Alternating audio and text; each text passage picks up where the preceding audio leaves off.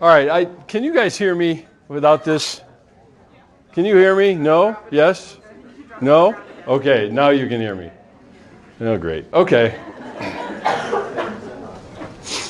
All right. Yeah, where to start? The interesting thing about doing this series, when I saw the title, Character Series, it made complete sense that it started with Matt Jones. We can't find any other character more, and I don't know what that does for the rest of us. Yeah, I'll start with throwing Jones under the bus. He would have done that with me, so it's fair. All is fair. So I started to think about, just in terms of what we have listed here, talk the talk, and what exactly does that mean. I thought in order to start us out, I would actually borrow a commercial from the Super Bowl ads yesterday. I became aware while I was watching them, which was very brief. I absented myself as often as I could from the commercials, but this particular one caught my attention simply because of the idea of quote unquote the talk, which is sort of part of this. So let me show you this. I'm going to break it up into two pieces, but let me show you this first, and then we'll go from there. Hey, son, I wanted to have a grown-up talk. Dad, I thought I knew what I was doing. But I'm still learning things. Your mom made sure of that. You know what I mean? Look. Yeah, that certainly gets everybody a little uncomfortable fairly quickly, right? Because we think we're getting set up with this fairly intense, awkward dad-son moment, but no, it is ruined because it is a Super Bowl commercial, and this is how it continues. Like Rakuten, you can easily rack up cash back on tons of stuff. Ooh, like travel, clothes, concert tickets. It's better to be safe than cash back, sorry. All right, good talk. Your room smells. It's weird, I don't know that. Yeah, well, profundity is found everywhere. The thing that I'm fascinated by is how foreign this conversation becomes. I think a lot of times we end up feeling like, I had the talk, whatever that is. I mean, and that conversation ends up being kind of governed by the discomfort of the parent more often than not so much driven by the need of the kid to find out about what real life is like in and around our sexuality and all that it means. So I want to make kind of a fundamental assertion. And one of the first things that we have to talk about is really this idea of, why at all, and maybe this is just in my world, in my head, but why did God create us sexual beings at all? I mean, why? I mean, couldn't he find some other way for us to connect than that? The thing to keep in mind, though, is even me saying it that way fits into how we tend to think about sexuality. Because we tend to think about sexuality in terms of the things that we do, not so much in terms of the people that we are. So the thing that I want to make sure it's very clear right out of the gate is that our sexuality is not about what we do. It is about what we are, who we are, and it is designed to bring us into deeper relationship with one another. So most of the students I talk to around this topic, I say that, and it's hard to get your brain twisted into an understanding that I am not talking about the activity between two people. I am talking about the two people and how they connect and the nature of that connection. So that there is an element of sexuality in all of our relationships. Now again, you got to shift, because we're not talking about sensuality, we're not talking about other things that are related to this. So is there a erotic dimension to it? Yes, of course there is, but we tend to gravitate to that one rather than having a clear understanding of what the sexual nature of our relationships with each other is.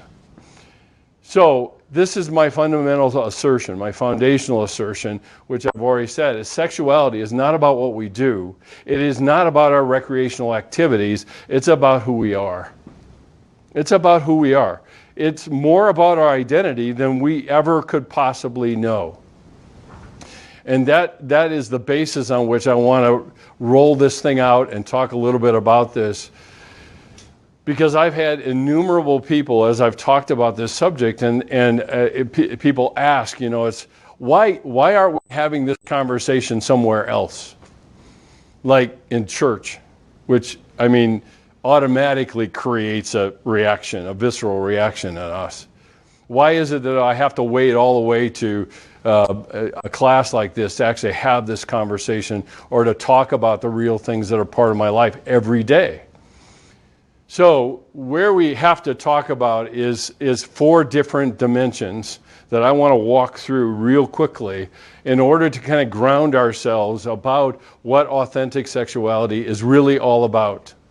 And each one is related to any of your relationships, whether they're same gender, cross gender, whatever they are, all of these have something to do with that. So the first one has to do with the covenant versus the contract. Well, I'll talk a little bit about that because there is so much of our relationships that are built on a trade between objects, not a connection between people, between persons. So the covenant versus contract, grace rather than shame. Grace is connected to unconditionality, and shame, conditionality. All of shame is that way. If you then, what? If you, some conclusion is made. And then the last 2 is about freedom, empowerment, rather than the idea of controlling somebody. I call it robbing somebody's choice. And the last one, intimate rather than distancing, genuine rather than appearances. It really boils down to, am I engaged in growth rather than stagnating? So let me take each one and roll through these, and I'm sure there's a bunny trail or 2 somewhere that I'm going to get off on. The core concept underneath a covenant is an unconditional commitment. The thing about this is it extends beyond any possible contract. Most people enter relationships on a contractual basis. And like I said, it tends to be a trade from one person to another. Maybe it's my body for your body. Maybe it's your closeness for my closeness, whatever that might be. But an unconditional commitment in the form of a covenantal commitment to another doesn't have those kinds of conditions to it. And unfortunately, I hear lots of speakers, some are friends of mine who speak about this, and they equate contract to covenant, and it isn't even remotely in the same arena at all. Now, this has gotten to be such a topic around my house, at least. My daughter was crazy enough and probably needed to be her head examined, asking me to do her wedding, which makes for a very entertaining thing. And the funny thing about it is I hear her and her husband kind of jokingly but very realistically talking about covenant because of what I said during that time about covenant. This is not a contract you're entering into. It is not only an unconditional commitment to another. As the quote says, any mature relationship is not based on contract alone. But if it is, it will forego all the incredible acts of love that far exceed any contract made by 2 people. How do we explain somebody denying themselves in self-sacrifice for anything other than a contract, than a covenant, I mean?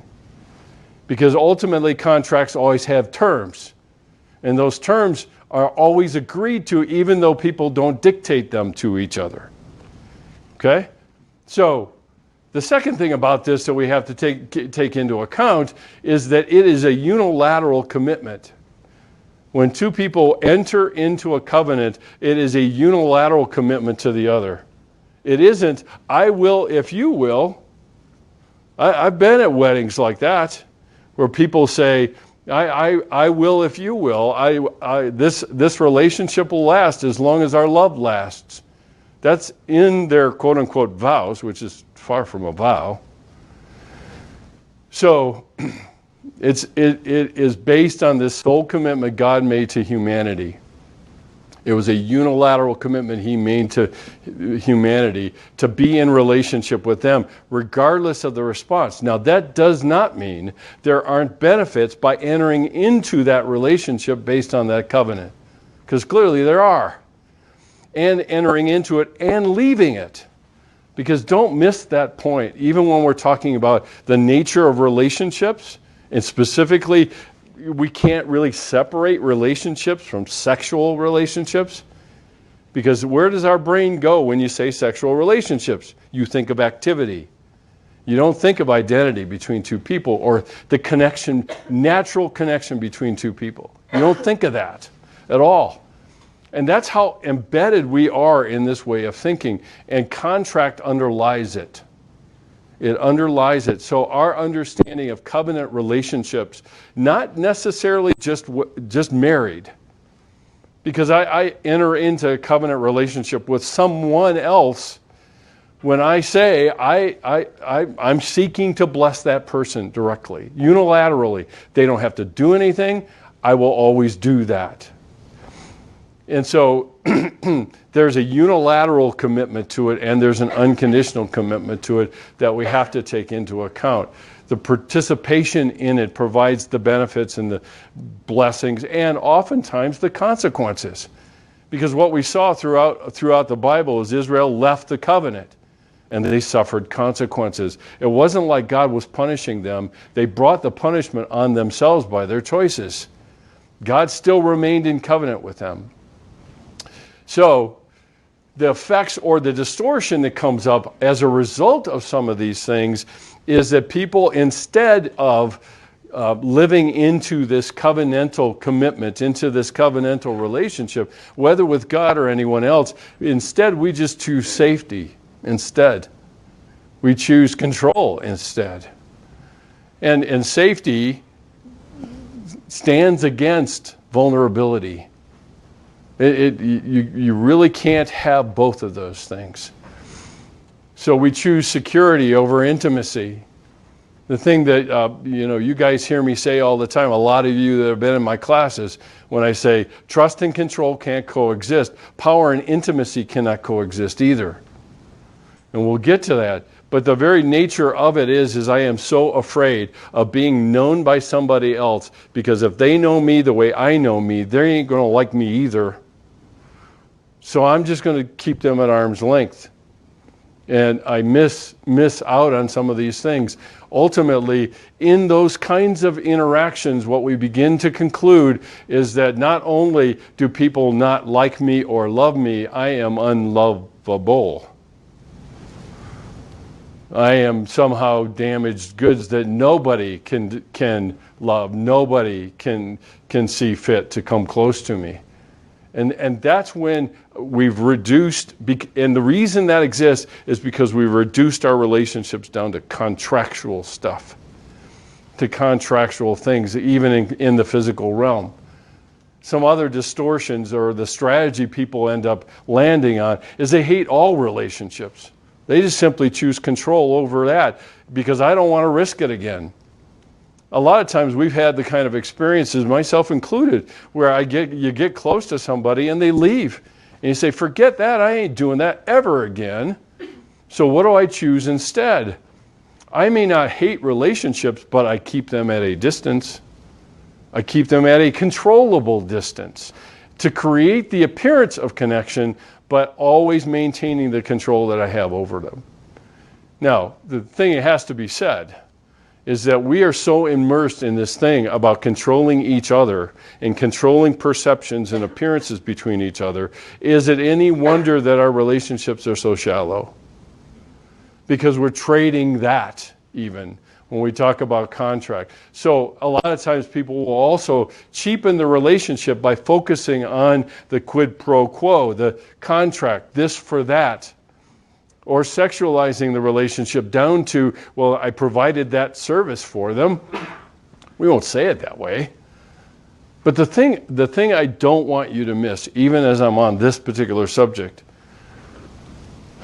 is that in most of our conversations, when we talk about objectification, it's always in the context of a sexual interaction or lust or something like that. But we need to talk about objectification when we get here. Because if somebody serves a purpose for us, they are now an object to us. They're not a person.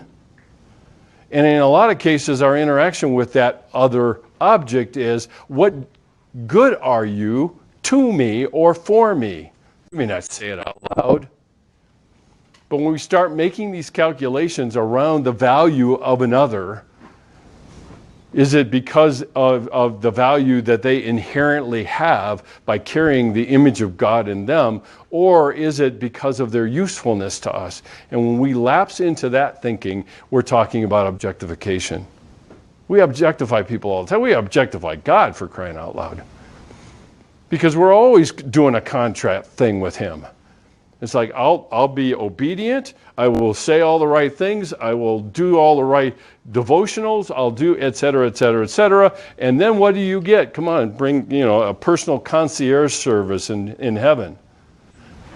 We do that. Why? Well, I would suggest to you that it's easier and quote unquote safer to be in a contractual relationship than it is to be in a covenantal one. It's safer. Why? Because of the other dimensions that come up along the way. Second one is grace. And grace is this principle that offering grace offers this opportunity to instead of living in shame, but connecting through grace. Now, I will tell you that in all of my time in thinking about grace and the nature of it, and I spent a whole class on it last spring, is I get stunned by how marinated we are in shame. And our understanding of grace is equally as shallow, because we think, you miss a deadline, you go up to the professor, and what do you say? I need some grace. What is that? Give me a pass? Make it easier on me? That's not grace. That's cheap grace. But grace is the stuff that creates a space so I can change. We don't see somebody allowing us to suffer consequences as being gracious. But yet, how they handle that and how involved and connected they remain with me, covenantal, has everything to do with how much change actually occurs. And that's the stuff of grace. Grace is more powerful than we could ever imagine, but we are afraid of it because it requires something. You know what it is? Vulnerability. It's like, oh no, the V word. Grace provides a context for reconciliation, not only with other people, but also with myself. And yeah, that's possible. That's possible. I've lived all of my career.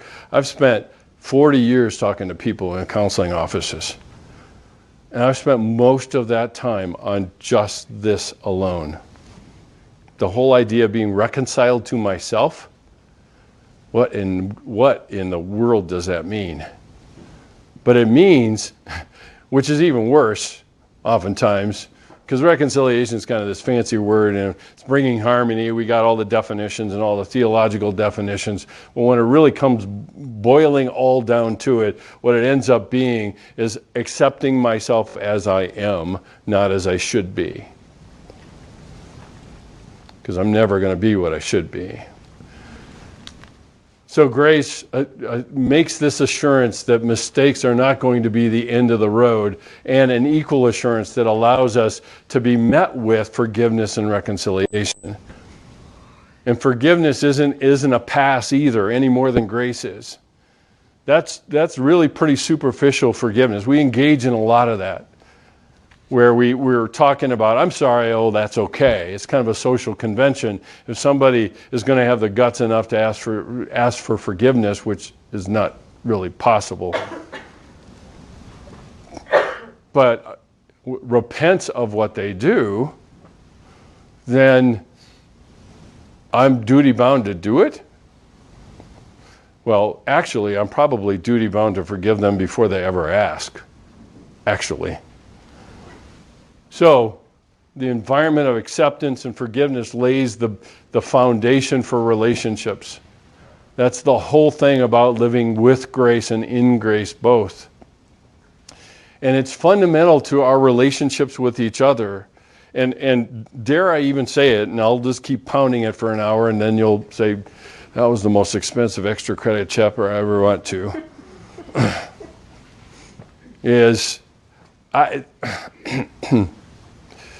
Living in grace ends up being something that is terribly, terribly dangerous to one thing, our resistance to change. And it comes into our relationships with each other because it calls us to see each other as persons, not objects, and to enter into the kind of relationships we have. So we have to have this conversation around the power of shame. I said to you a few minutes ago that we underestimate the power of shame, or how the word I use, marinated in it we are. Why do I say it that way? Because we're oftentimes not even aware that we are. So when I do something wrong, or I let somebody down, or I'm disappointed, or whatever, where do I land? I land on, no, I am bad. You know what I hear a lot from people sometimes when they disappoint me? I'm the worst. I'm the worst. Well, if you're the worst, then how in the world do you change then? How do you get out of that hole? So the power of shame is short term. Does it change behavior? I see this in struggles around sexuality all the time.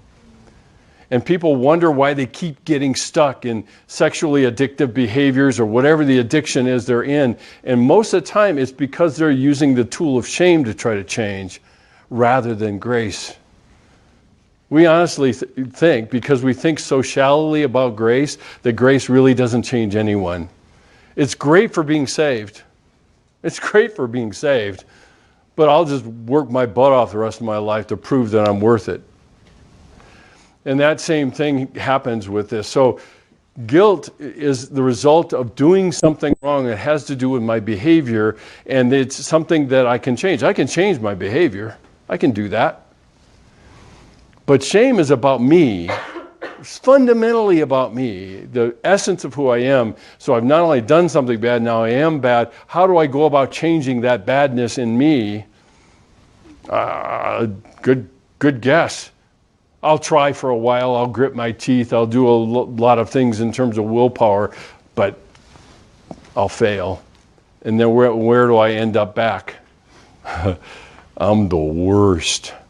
Again and again and again. So shame is about who we are, and guilt is about our behaviors. This shows up in sexual woundedness, particularly because of all the messages that are seeded through and twisted through with shame. What happened to me, or the mistakes I make, or the other things that I have going on in me, make me so bad, make me so awful that God won't even like me. And you might say, well, that's kind of an overstatement. I can't tell you how many Christians I have talked to over the years that would say exactly that. Is I am beyond God's reach, which only roots them further into the sexual woundedness they're in. Because they think they're unredeemable. They think that they are unacceptable. The challenge of someone like me talking to someone that is struggling like that is actually acting covenantal with them. To say, I ain't going anywhere. Got any more to bring out? Let's talk about it. So seeing ourselves as sexually flawed in this message that comes to us that I am so flawed that I deserve the rejection I get, and it turns into self-loathing, and that self-loathing turns into how I relate to somebody. because somebody looks you in the eye and says, I care about you, or I love you, and this little voice in the person's head is going, yeah, but if you knew me the way I knew me, you wouldn't love me either. Which creates a distance. It creates a distance.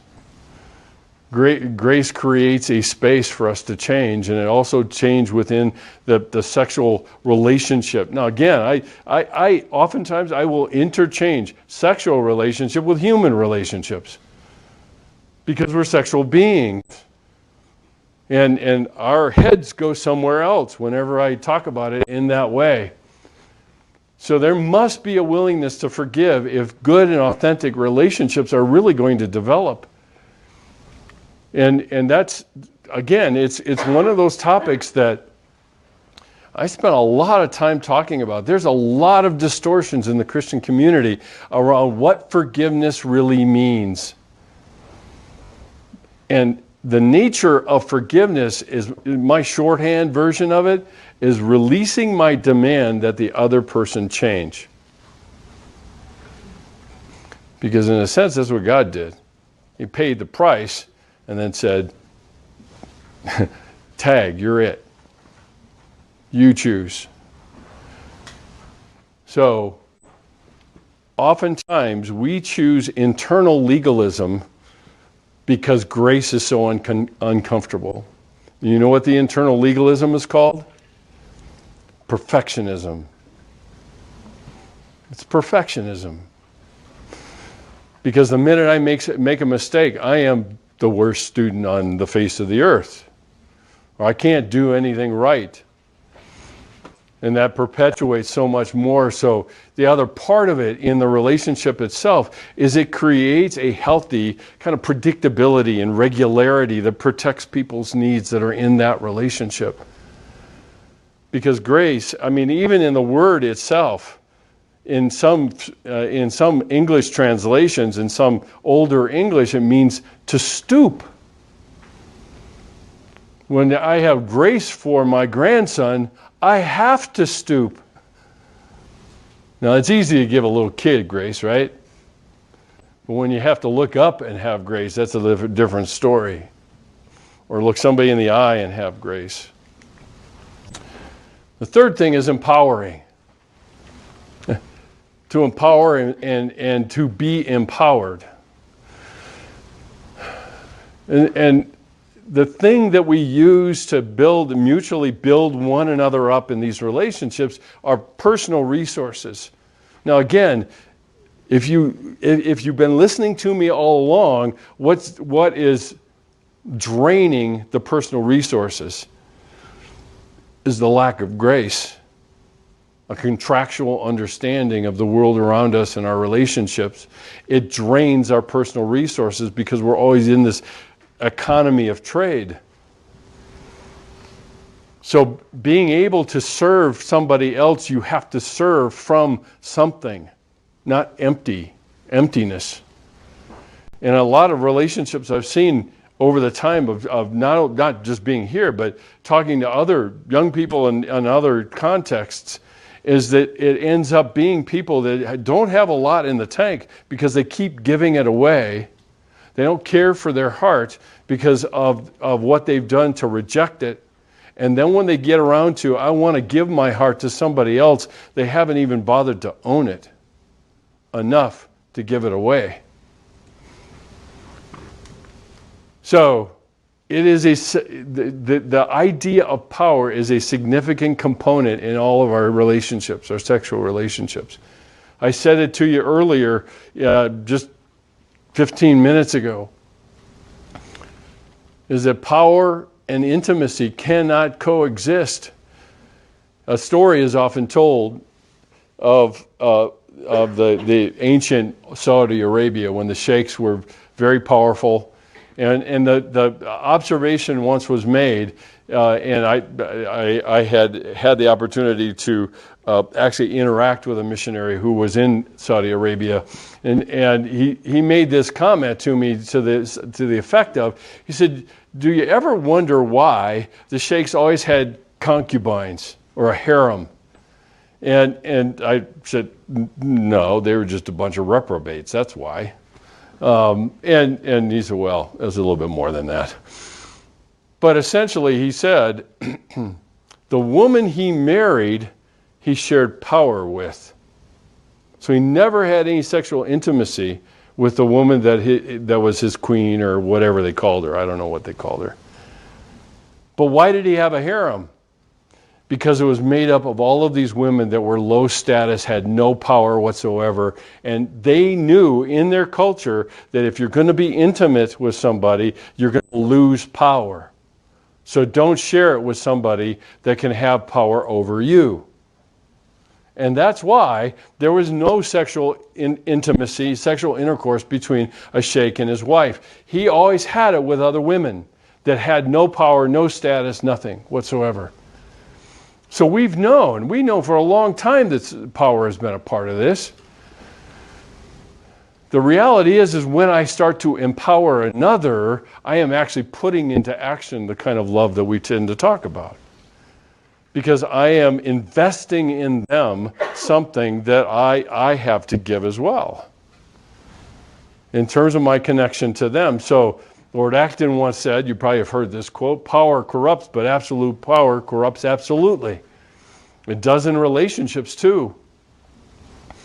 A lot of the dysfunction I've seen in relationships, and it always bleeds into the sexual relationship, is all around this issue of power. So all of the inauthentic behaviors we see is all organized around power and control. And for women or men, when they are in this trading kind of contractual relationship deal that I was talking about, control is part of it. Because as long as I can control things, I can always get the outcome I desire. And if I can trade, I can get the outcome I desire as well. What's missing in there is the kind of relationships we're talking about. Ultimately, our souls long for is a relationship to be known and know another. A relationship that the other person empowers me rather than takes power away from me. The kind of relationship that offers me grace instead of law, or a trade, or a contract instead of covenant. But it impacts all of us. It's always there, lurking in the background. And it is about in the sexual realm, in the sexual intimacy realm, it's about the outcome, the personal pleasure I gain. And then before too long, as we've been saying already, is that the person becomes an object to me, an object to attain that outcome rather than a person to know. Does that take more time? Always. Always. Does it lead to a natural outcome immediately? Rarely. Rarely. But if I'm going to believe that a person has value just because they breathe air and they exist, then how is that going to change how I relate to them? Versus, what are they doing for me? Now, it has to be said that even in good relationships where we value the person as a person, we still trade things, right? You know, you miss a class and you ask somebody for the notes, and what do you say? Well, I'll get them for you when you miss. It's a trade. But it's the fundamental assumptions we make about people that we're talking about and that I'm trying to address here when we're talking about it. Because relationship is always about process. What I do between us, what do I do to communicate the value to another person is part of that. So, there is an appropriate commitment to power in order to empower another. We all have power. Sometimes we don't think we do. But it is affirmed in our sexuality and in our personhood. When God placed Adam and Eve in the Garden of Eden, he gave them the power to steward the garden, to take care of it. Implied to also care for one another. That was part of it. And that came fairly naturally to them. We're not really told much of that at all. But never forget that even as we're talking about a lot of this, that we're living in the land of corrupted relationships. Because when Adam and Eve were placed in the garden, they became the earthly embodiment of the Trinity, Adam, Eve, and God. And when they turned toward one another, they lopped the top off of that triangle, and we've been turned toward one another ever since, including the efforts to control the other to get what we want. But it also means, even in these relationships, I'm vigilant about my boundaries and somebody else's as well. Which means if I care for myself, my boundaries, what is me and what's not me, what I am responsible for and what I'm not responsible for, I am caring for another person's boundaries too. I'm respecting them. But the one thing I have said, and I say that I said this to my daughters, of course none of them listen to me, is if you want to know how well somebody handles boundaries, watch how they handle the word no. Because if they try to convince you or argue you out of it, it's probably saying they're not real good about boundaries. Because by implication, they're saying, you're not allowed to say no. No, no, no, no, no, no, no, no, no. This object is not supposed to say no. And that betrays something in terms of how they see not only themselves, but you. So it is like I have here, it's a telltale sign of a lack of empowerment. When you say no and somebody says, thank you for letting me know, too many no's in that sentence, then suddenly what? We're affirmed, we're empowered, and the relationship grows because it sets the conditions for that kind of growth. A garden that doesn't have a wall around it, it doesn't remain a garden very long, particularly in some parts of the country with deer or rabbits or whatever other varmint you want to talk about.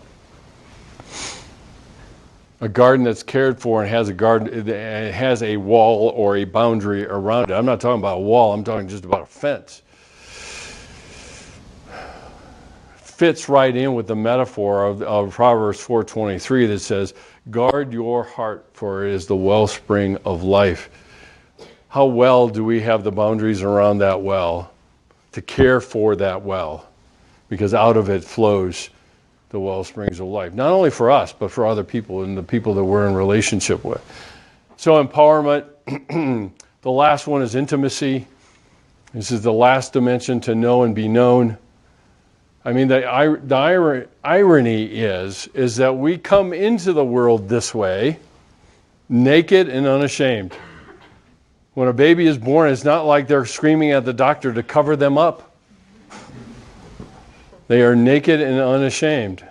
As a matter of fact, the touch of their skin is the very thing that quiets them down. But somewhere along the way, we get this message about somehow there's something fundamentally wrong with us if we are that way. And it happened. It happened right at the very beginning. And we've been suffering that ever since, is that when Adam and Eve turned toward one another and said, it's us, and we'll do our own thing, and began to suffer the consequences, we're told they were naked and ashamed.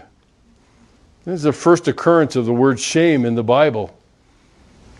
They were aware of their immense need and their inability to meet that need. So they faced each other in total vulnerability. So when we talk about naked and not ashamed, we've got to talk more, not necessarily in the physical sense, but in all the other senses. Because some of the stuff that I talked about to you here tonight is the very methods by which we avoid this. Because I'll show only this part of you so that you make the conclusions about me that I want you to make about me, and then if you make those conclusions, we're good. Well, I'm good. I don't know about you, but you'll be doing that to me anyway. And so now we have this mutual control society going on, and I'll show you something, and if you believe mine, I'll believe yours. You notice the patterns? The contract starts showing up over and over again. But the thing about them is no impulse to hide, no secrets, no games, no manipulation. And that's why I say so many of these things that I've just spent the last 40 minutes talking about. War against this very thing. Because if we can get some of those other dimensions, entering into a covenant relationship with somebody, for example, or entering into a grace-based relationship with somebody, then what results is intimacy becomes the fruit of it. I don't have to work at it. It's a natural outcome of those efforts that go into each of those things. And so a fundamental refusal to control another person is a fundamental commitment to that person's freedom. To that person's freedom. Which means what? And why don't we like freedom so much? Because that also means they're free to leave. But with that risk comes great reward, but with that risk also comes a lack of control. But with that freedom comes something else.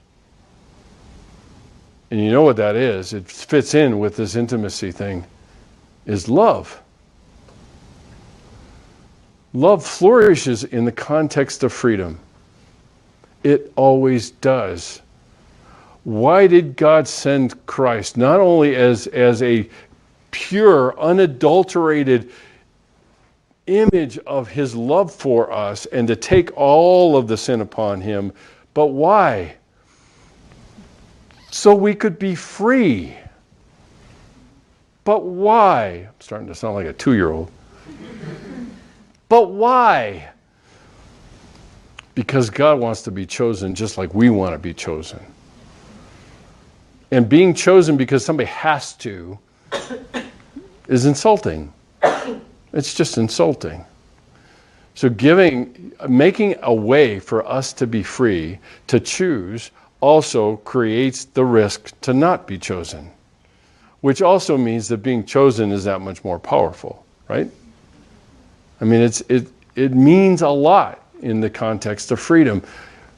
Whenever relationships begin to have the contaminating, kind of corrupting effect of control and some of these other things that I've been talking about get into the relationship, what slowly seeps away is the love that the people share for one another.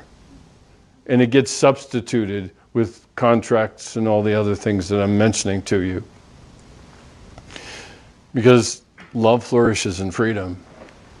It can't flourish under the guise of a trade. So, authenticity in sexual relationships is meant to deepen our relationships with each other in terms of knowing and being known. When I have a heavy, deep, and real conversation with a friend or with my wife, is that a sexual interaction? 3 guesses and 2 don't count. We'll do a pop quiz right now. Yeah, it is. Yeah, it is. Why? Because we're more known. It's called intimacy. Somehow we've adulterated that term into only physical intimacy. But when 2 people are able to know one another, they naturally draw close. Particularly when there's no masks and other things that stand in the way. That's why one flesh is possible. Now, that one flesh doesn't mean fusion and loss of individuality, because you can't connect if you're the same person. Okay? I want to underscore that for a second. Because every strong relationship is only made possible by somebody who has what we call in psychology, at least, a sufficient self. In other words, I've developed enough of myself so that I know what it is I'm trying to give away. And when I give it away, it's clear what I'm giving away. I have something to give away. But a lot of times I've seen couples oftentimes connect with one another, call it intimacy, when in fact it's fusion. There's a loss of identity. And that's not intimacy. You can't be intimate with someone who's exactly the same as you.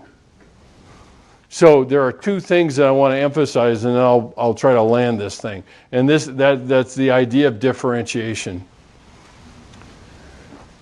The differentiation of self, of me, different than other people, and who I am in relationship to them, sets the stage for this kind of intimacy. And kids learn it. They learn it the moment they're born, and they start at fusion. They don't know, it's not like my grandson was born and he was coming out with his hand outstretched, introducing himself to me. He has no idea who he is. He knows who he is in relation to the people who define him.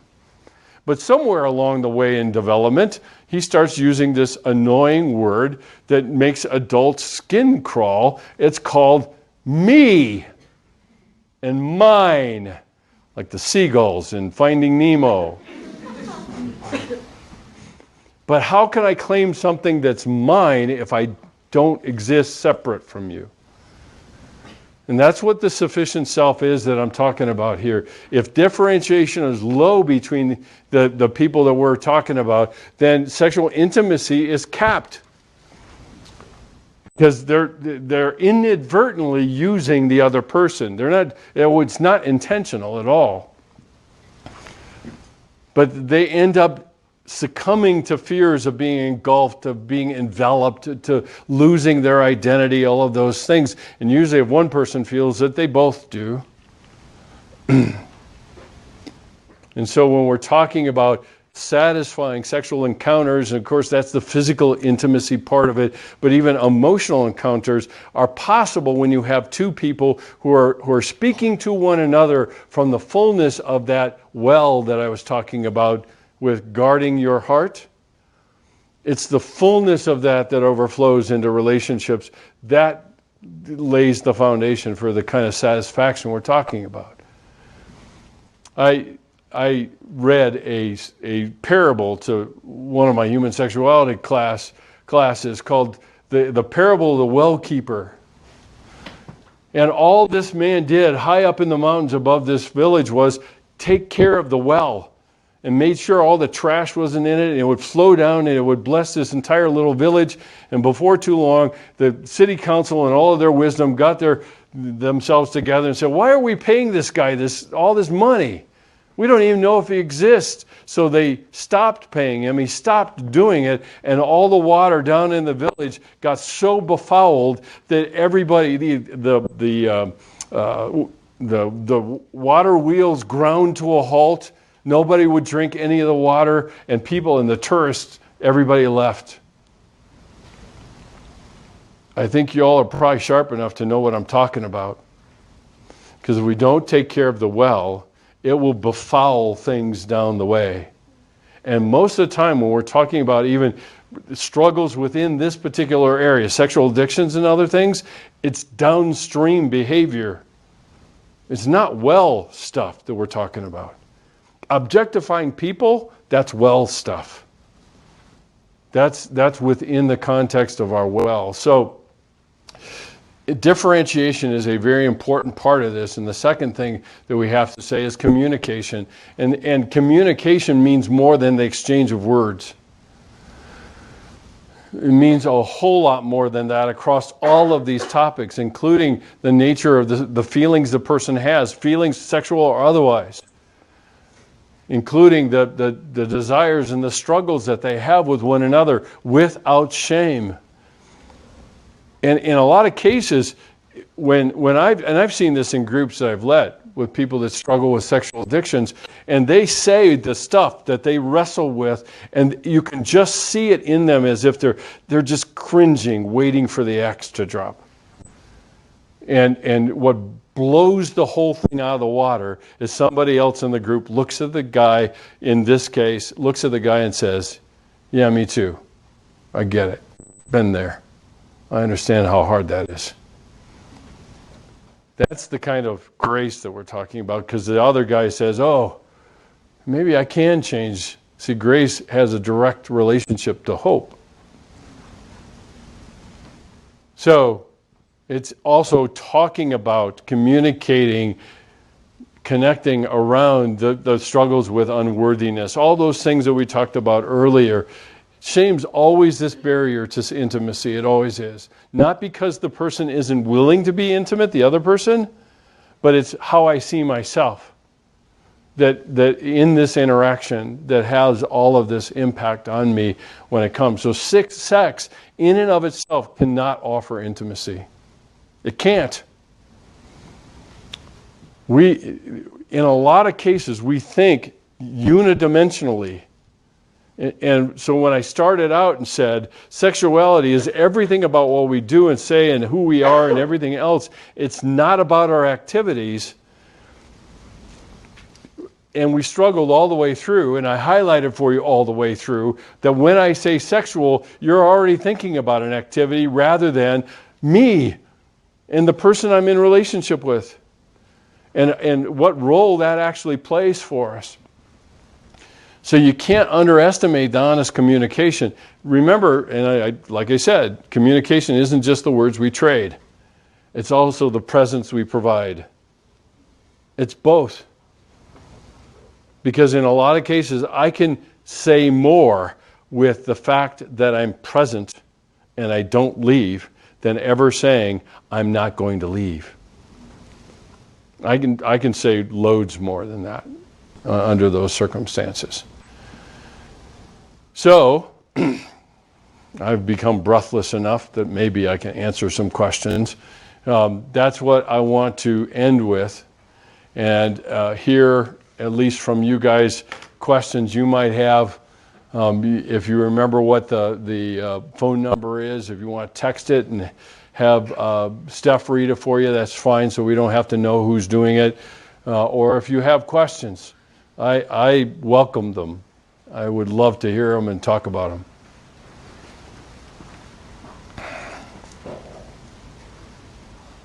them. Yeah, this is probably not a topic you want to do in this size group, right? Yeah, Hannah? What do you do in a community that mostly converses about sexual relationships from shame language? Wait a minute, say that again. What do you do when you're in a community that can only talk about sexual relationships on the basis of shame? Yeah, and did you guys hear all that? So yeah, what do you do in a community that really traffics in shame-based communication all around sexual relationships? And you know, what do you do with that community? Nothing. Nothing. You don't have that power. The question is what do you do in the next relationship you're going to have or the next interaction you're going to have tonight? That's where community. It's not, I know. I've been here long enough. This is the best pastime of CCU is crabbing and everything else about the community here. The bigger question is what kind of community do you create? You want the community here to change, then start with your own relationships. If you want a community that doesn't traffic in shame in talking about sexual issues, start with your next conversation. You know, you brave the elements. God bless you all for coming. But there may be, between chattering teeth, there may be some conversation on the walk back. And the challenge is how do we begin to change our language from shame-based language to grace-based language? And it feels to us as if we're condoning sin. That's what the church has done with grace. Is that we've gotten convinced that if we look at somebody and hear out the things that they wrestle with and what they experience, that somehow we're condoning what they're doing. And quite honestly, that's between them and God.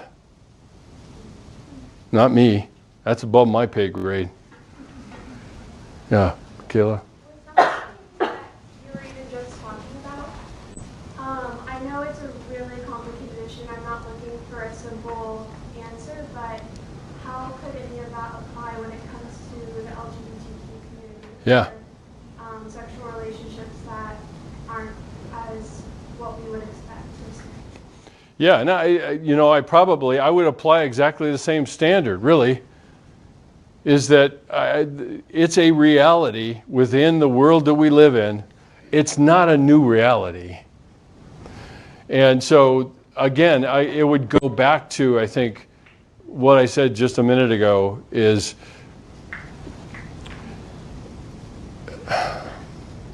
in most of the, how do I want to say this?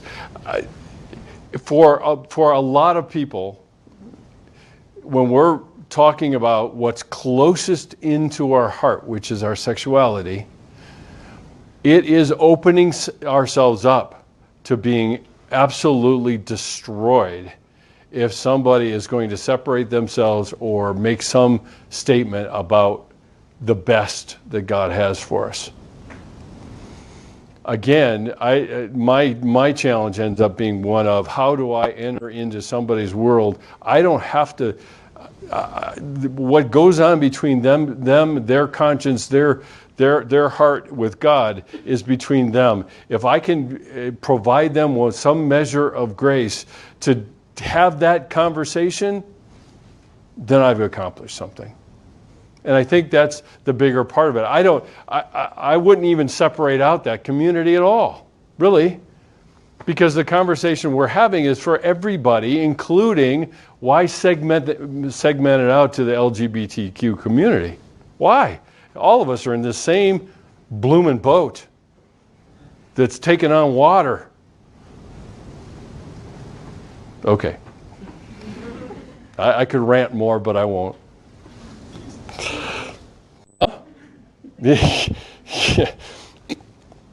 Because I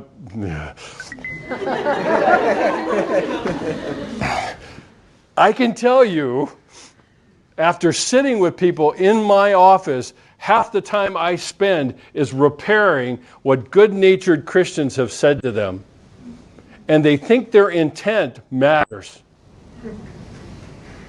And they forget about the impact of their words. And that's usually when I get revved up, as you can tell. I'm going to have a long conversation in my truck all the way home after this conversation. Thanks so much for that, you guys. Okay, you had a question? Somebody had a hand up. Yeah.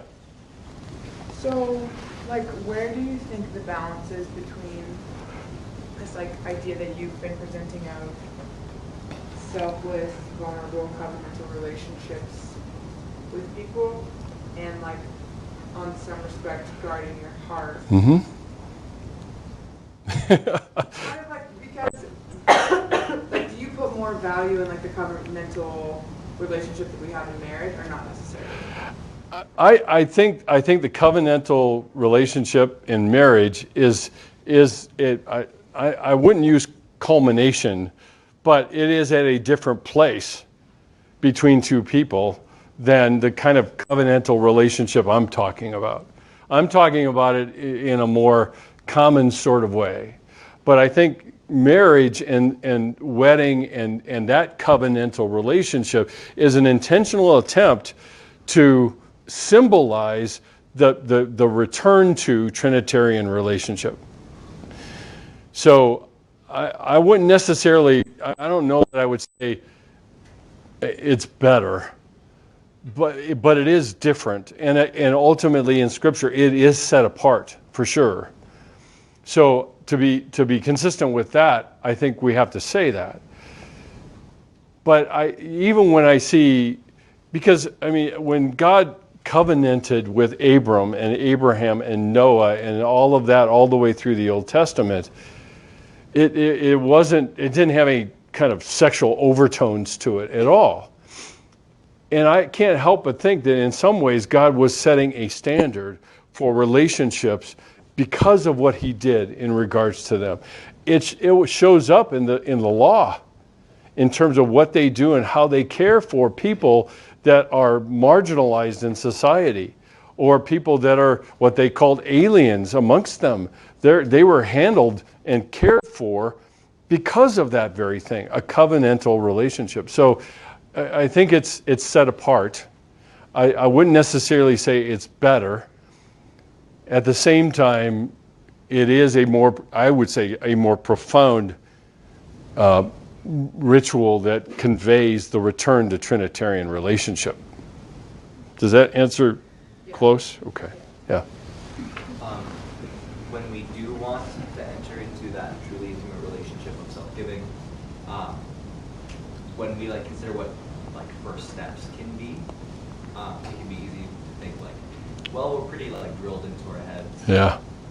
Which you have called the contractual. Mm-hmm. Besides just trying to shift our knowledge, because that's kind of hard to apply. Yeah. What are good first steps? So in other words, give me a how to do this covenantal thing.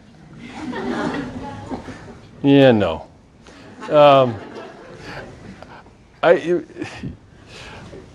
The reason I say that, and I'm joking mildly, sort of not, but is that if I were able to, okay, and that's a big if, but if I were able to, then how would you judge your progress? By the steps. We're talking about process, not outcome. A lot of our questions, like yours, is how do I do this?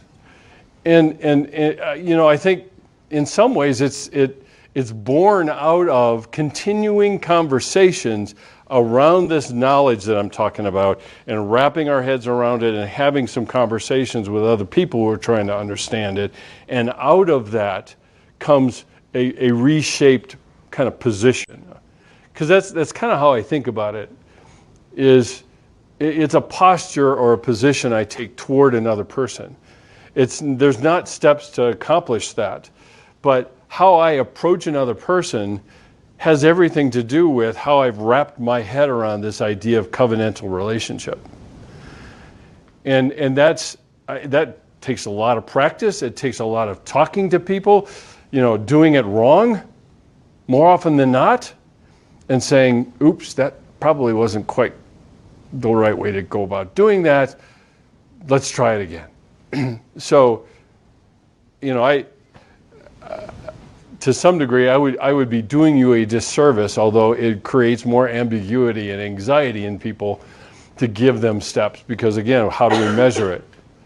And we love to bust on the Pharisees all the time. Why? Because they loved steps. And Jesus said, just enter into a relationship with me. That's all he said. And they're saying, yeah, but there's got to be more to it than that, right? Because after all, we boxed God in with all these steps and processes and rituals and so forth. That's how we're supposed to relate to God. And Jesus turned their world upside down and said, nope, you just need to come. That's it. It's wait a minute, it's got to be harder than that. Well, let's just start with a relationship and see where it takes us. So, yeah. Now we got two texts. One of them is, when you talk about boundaries, what do you consider healthy boundaries, physical and emotional? I better take a drink. And you think there's water in here.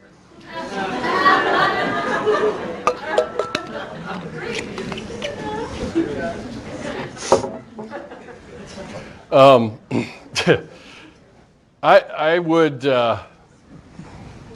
if I started talking about boundaries now, we wouldn't get home until about 6 a.m. So I would suggest this, okay? Some real basics, and then if you really want to know more, I hate admitting this, I have a YouTube channel.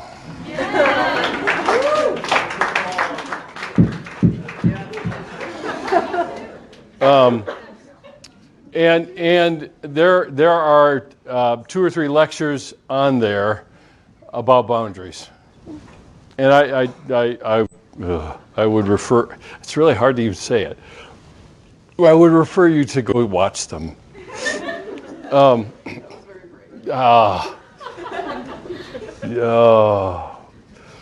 going to regret it. So, the real basics of boundaries. In the physical/emotional realm, is, like I said a few minutes ago, it's not a wall, okay? The boundaries demarcate what is mine and what isn't mine, okay? What is my heart versus what is someone else's heart. They help me to know, they define who I am. So that's why I use that verse all the time. I talk about it all the time, the Proverbs 4:23 verse. Guard your heart. Your heart is not just the thing that beats in your chest. It's everything about the essence of who you are, all your dreams, desires, everything. So how do I go about guarding that? I can't guard it if I don't have a clear understanding of what it is and what is mine about it. And so when I experience bitterness or I experience joy, you can't know that because it's mine. It's not yours. So it defines who I am and who am I not. It's one of the most basic things kids learn even in families, at least I hope they do. The other one I would suggest and point you to is something in Galatians 2 through 5, and that is, bear one another's burdens. We all know that verse, right? For in so doing you fulfill the law of Christ. What's a burden? It's a boulder. Literally, in the Greek, it's boulder. Something so big, so crushing, somebody can't carry it alone. On the other hand, Paul later seems to contradict himself and say, but every man should carry in his own load. What's a load? Literally in the Greek, it means backpack. So I have to be clear about what is mine and what isn't mine. Sometimes I'll have people who are carrying boulders and claim that it's just a backpack. And so I have to find a way to discern that and come alongside of them and carry that boulder with them. Sometimes for them. Sometimes. Even that's good boundaries, because I'm not doing it forever. I'm doing it for a time so that they can get the respite they need and the strength that they need to build up to be able to do that. On the other hand, I need to be responsible to my own stuff. I dare say that you're not carrying around anybody else's stuff in your backpack unless you stole it. That's a whole nother story. But your backpack is your own, and if we go through it, it is all things uniquely connected just to you. But a boulder, a burden, is something so big, so crushing. So when we talk about boundaries, it's being clear about what's mine and what isn't mine. I can talk at the fence that demarcates what's me and what isn't. I can stand at the fence and talk to somebody about that. But I'm not jumping over the fence because they haven't invited me in. And every fence has a gate. And you're the gatekeeper of your fence, of your garden, of your well, or whatever. You're the gatekeeper. No one else is. Which means that I can keep things out and I can keep things in and manage those resources well. And that's a very short version. But there's lots more, and I would have you take a look at that. Yeah. How does like the reconciliation of power and empowering in the sexual relationship affect like the traditional Christian marriage, where you're supposed to empower each other, but there's still like that head of household kind of view? Yeah, well, yeah, and the funny thing about that head of household thing, it has nothing to do with power. It has everything to do with being subject to one another.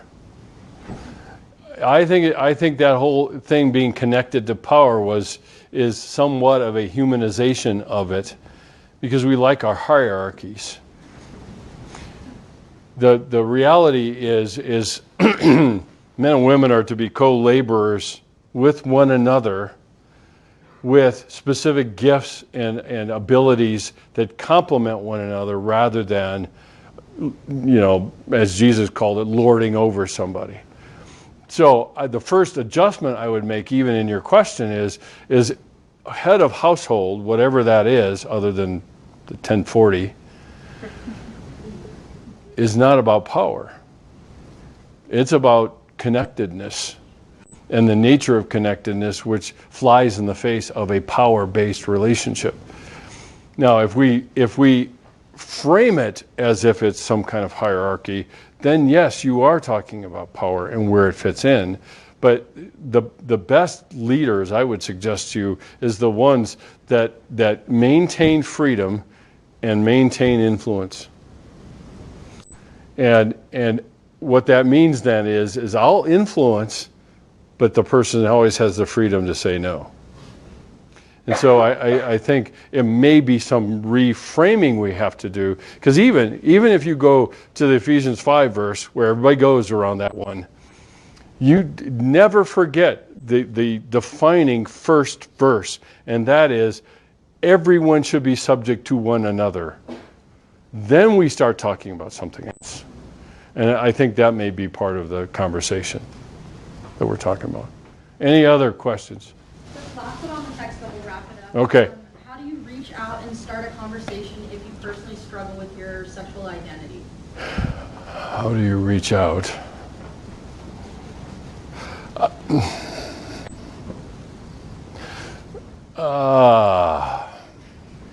Another how question. What the heck is wrong with you people?